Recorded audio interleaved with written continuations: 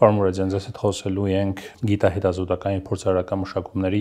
այլ կերպ ասած R&D, ուրեմն ոլորտին արտոնությունների մասին։ Ես կարծում եմ, որ միշտ էլ կլինեն դժգոհություններ, ինչ տեսակի արտոնություններ էլ որ լինեն։ Կատարվել է ուսումնասիրություն տասնյակ երկրների, որի արդյունքում եզրահանգում է եղել, որ մենք ոչ արևմուտք ենք դեռևս եւ ոչ էլ արևելք ենք։ Այն բյուջեն, որ հատկացվել է պետության կողմից, այսինքն 30-ից 40 միլիարդ դրամը,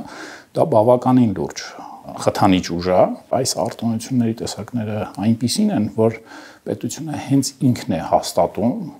արդյոք տվյալ կազմակերպությունը շահառու է, թե ոչ։ Դու դիմում ես եւ եթե որևէ բան չես ստում քո հայտում եւ հետագա գործունեության ընթացքում, եթե որևէ խախտում թույլ չես տալիս եւ այսպես ասած սահմանված գծերից չես շեղվում, ապա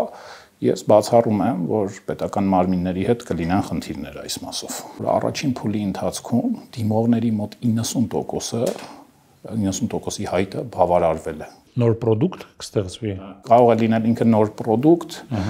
կարող է լինել նոր product-ի ինչ-որ մաս, այսինքն ինչ-որ հետազոտություն, որը իր մեջ պարունակում է նորարարություն։ Այն հանձնաժողովների ենթահանձնաժողովները, որոնք պետք է որոշում կայացնեն, իրենք քննարկումներին են բաց։ Մենք թերևս գտնում ենք, որ մենք հասել ենք արդեն թիրախային արտոնություններին։